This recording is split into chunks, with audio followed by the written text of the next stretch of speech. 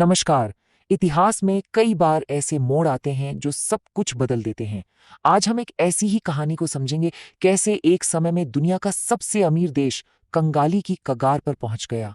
चलिए इस बात को समझते हैं। 17वीं सदी की बात है, जब यहाँ मुगलों का शासन था। उस समय भारत की अर्थव्यवस्था पूरी दुनिया की अर्थव्यवस्था का 27% थी। ये इतना बड़ा आंकड़ा है कि अगर पूरे यूरोप को भी मिला दें तो उससे भी कहीं ज्यादा था। और फिर देखिए क्या हुआ। 1947 में जब अंग्रेज भारत छोड़कर गए तो ये हिस्सा 27% से गिरकर 3% से भी कम रह गया था। ये सिर्फ एक आर्थिक गिरावट नहीं थी, ये तो पूरी तरह से एक तबाही थी। तो सवाल ये उठता है कि आखिर ऐसा हुआ कैसे? दुनिया के सबसे अमीर देश को इस तरह बर्बाद कैसे किया गया? चलिए इसी की जड़ तक पहुंचते हैं। इस कहानी को समझने के लिए हमें भारत पर राज करने वाली दो बड़ी ताकतों को देखना होगा। एक तरफ मुगल और दूसरी तरफ ब्रिटिश, क्योंकि उनके राज करने के तरीकों में जमीन आसमान का फर्क था। और यहीं पर सबसे बुनियादी अंतर था। देखिए, मुगल भले ही बाहर से आए थे, लेकिन उन्होंने भारत को ही अपना घर बना लिया था। तो जो भी दौलत यहाँ पैदा होती थी वो यहीं इसी देश में रहती थी। लेकिन दूसरी ओर अंग्रेजों के लिए भारत सिर्फ एक एक्सट्रैक्टिव कॉलोनी था, मतलब एक ऐसी सोने की खान जहां से दौलत को बस निकालकर अपने देश ब्रिटेन भेजना था। तो अंग्रेजों के आने से पहले ये सोने की चिड़िया की दुनिया आखिर थी कैसी? चलिए देखते हैं कि भारत की असली आर्थिक ताकत क्या थी।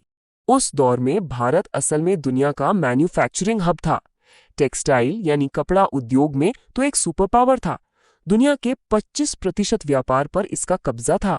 जहाज बनाने में तो इसका कोई मुकाबला ही नहीं था। बंगाल में बने जहाज यूरोपीय जहाजों से कहीं ज्यादा चलते थे। और यहाँ का स्टील, जिसे दमिश्क स्टील भी कहते हैं, पूरी दुनिया में मशहूर था। सच कहें तो ये व्यापारियों, बैंकरों और ग्लोबल ट्रेड का एक बहुत बड़ा सेंटर था।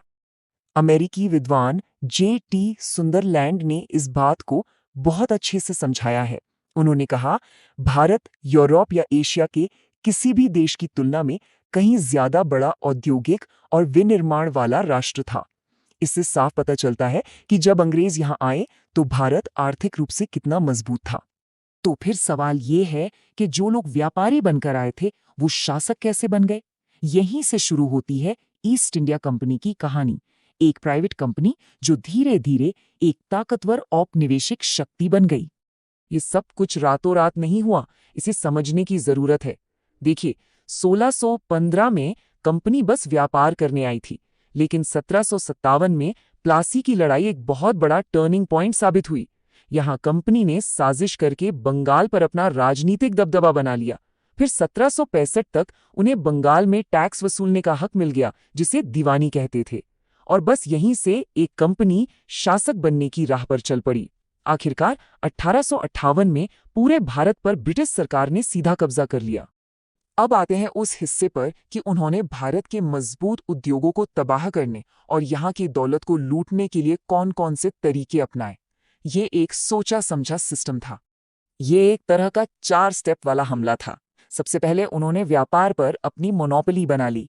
दूसरा, उन्होंने भारतीयों से ही टैक्स वसूला और उसी पैसे का इस्तेमाल भारतीय सामान खरीदने में किया, मतलब भारत का माल भारत के ही पैसे से मुफ्त में खरीदा।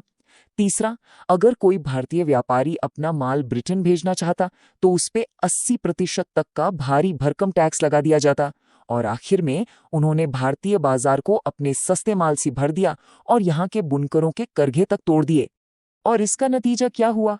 भारत, जो कभी दुनिया का सबसे बड़ा एक्सपोर्टर हुआ करता था, अब ब्रिटेन से सामान खरीदने वाला इंपोर्टर बन गया। उसे सिर्फ कच्चा माल सप्लाई करने वाला एक देश बना दिया गया। सोचिए, वैश्विक अर्थव्यवस्था में भारत की भूमिका को जानबूझकर पूरी तरह से उलट दिया गया। इस लूट का पैमाना कितना बड़ा था, इसका अंदाजा लगाना भी मुश्किल है।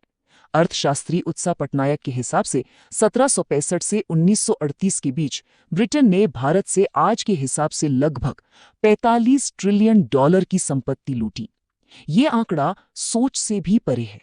लेकिन ये कहानी सिर्फ पैसों की नहीं है। इस आर्थिक लूट की कीमत करोड़ों भारतीयों ने अपनी जान देकर चुकाई। चलिए इस साम्राज्य की मानवीय लागत को भी देखते हैं।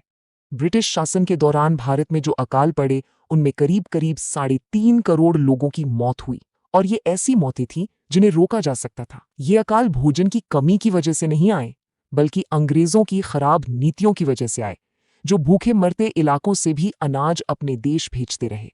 अच्छा, अक्सर ब्रिटिश राज के पक्ष में रेलवे का तर्क दिया जाता है। कहा जाता है कि उन्होंने भारत को रेलवे दिया, लेकिन सवाल ये है कि इस रेलवे से असल में फायदा किसका हुआ? जरा इन आंकड़ों को देखिए। उस समय अमेरिका में 1 मील रेल लाइन बिछाने में 2000 पाउंड का खर्च आता था, और भारत में वही काम 18,000 पाउंड में होता था। ऐसा क्यों? क्योंकि ये एक सोची समझी स्कीम थी जिसमें ब्रिटिश निवेशकों के मुनाफे की गारंटी भारतीय टैक्स पेयर्स के पैसे से दी जाती थी। असल में रेलवे भारतीयों के लिए नहीं, बल्कि भारत से संसाधनों को और तेजी से लूटने के लिए बनाया गया था। शायद इस पूरी कहानी का सार ब्रिटिश प्रधानमंत्री लॉर्ड सैलिसबरी के इन शब्दों में छिपा है। उन्होंने कहा था, चूंकि भारत का खून बहाना है, तो छुरी उन हिस्सों पर चलानी चाहिए जहां खून जमा है। यह शोषण की नीति का एक सीधा और बेहद क्रूर कबूलनामा था।